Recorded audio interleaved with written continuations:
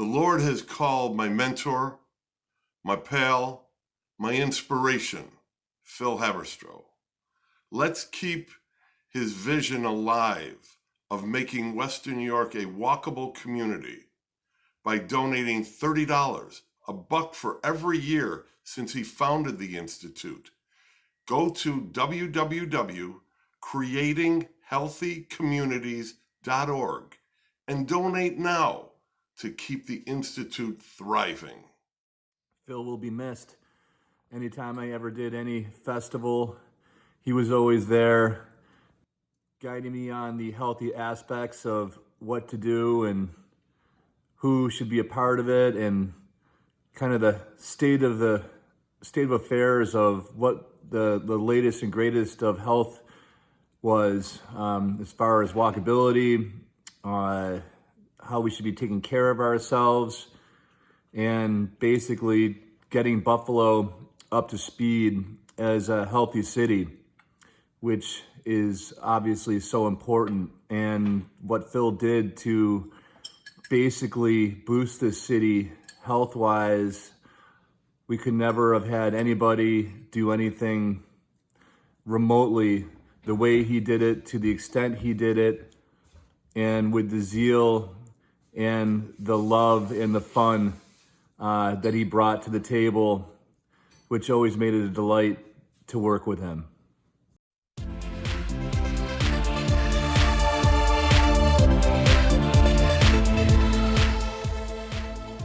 Welcome back to The Big Picture.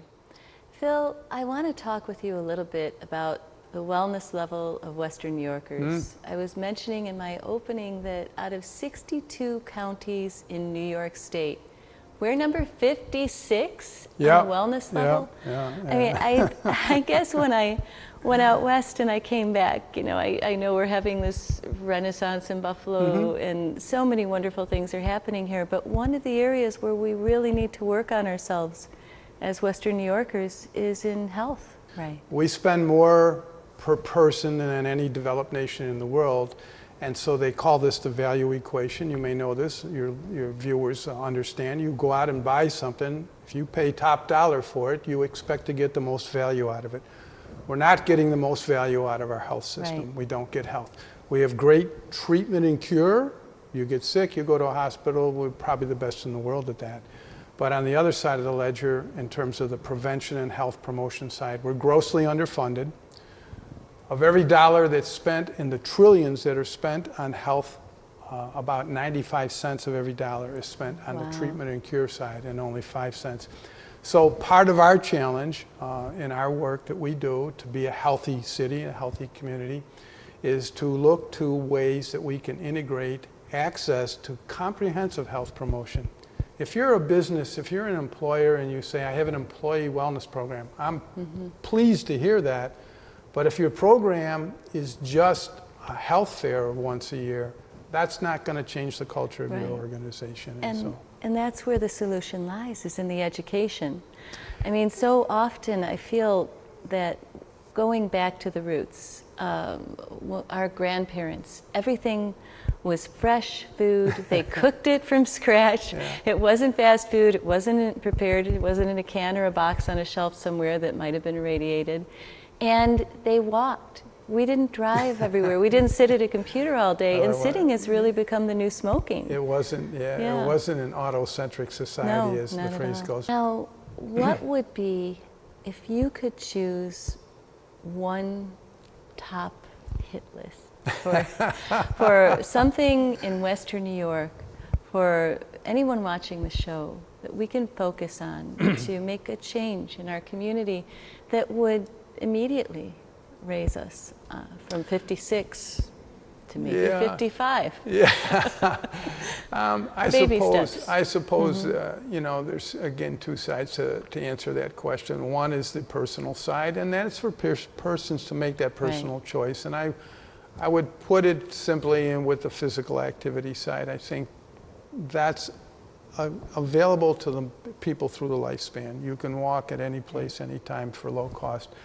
On the other side of the ledger, to the societal side, things that we can do that make our parks and our communities more walkable and bicycle friendly and those kinds of things. Collectively, that could help us. Right. It's not the full solution, but you wanted a Right. short-term Right. and around-the-corner piece, and certainly any of your viewers that are interested in that, they can contact me at the Wellness Institute. We have toolkits for walking clubs. We have Great. toolkits for assessing walkability in your neighborhood, and we're happy to share those. And that is one of the biggest issues I see in the elderly in our society in this day and age, is that oftentimes they'll sit in a room with a television on and not be as active. And I ran into a woman the other day, it was remarkable. A friend of mine owns a yoga studio, and he walked up and gave her a big hug, and vibrant, she's out, you know, at Wegmans shopping, driving, and she could do any yoga pose that anyone in the class could do. And we walked away, and he said, "How old do you think she is?" I said, "Maybe 70." He said, "She's 90 Yeah. years old. She gets up every morning at 4 a.m., she meditates, she comes at 7 a.m., and she does yoga every single day." Yeah. And I think it's just staying active. If you don't move Well, it, you lose it and that's to beautiful some extent. too, because Yeah. you're pointing out things like yoga and Tai Chi that are age-friendly for Right. older adults. And we're not expecting people to go out and run marathons or even 5Ks.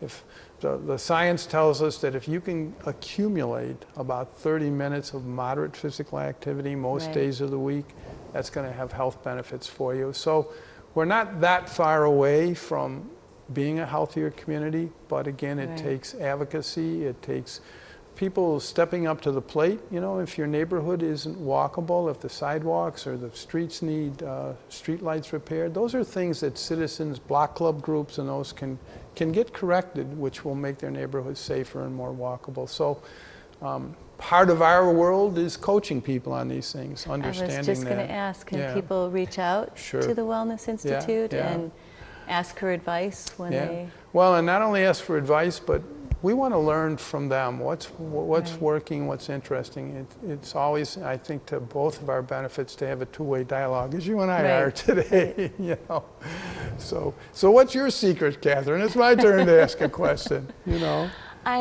Years ago, when I was publishing Holistic Health Journal, Mm-hmm. I had a conversation with a doctor who wrote a book on longevity. okay. And he said 3 major things that we often miss that really help to extend quality of life. Activity, stretching, especially stretching, because we lose our flexibility, then we lose our balance as we get older. Taking omega fatty acids, very important. We don't often get enough of those, and especially Nutrition. in Western New York, we don't get enough vitamin D, which is important to supplement with. And finally, drinking enough water. And a lot of times people think, well, I'll just have a Pepsi, I'll have a glass of juice, and that doesn't hydrate the body. There's a lot of sugar. Juice has as much sugar as sodas do oftentimes. And so you want to actually have water, or tea is another form of hydrating yourself. Okay. But Well, those were that's his it, 3 folks. You got three Catherine's pieces secrets. of advice to that, do and that. I've lived by those ever Yeah. since. I'd Yeah. add What about you? I'd add another fun one, and that's socialization. Yes. There's a concept in the science literature called social capital, and that's the levels of trust and norms of reciprocity that exist Right. among people and in communities.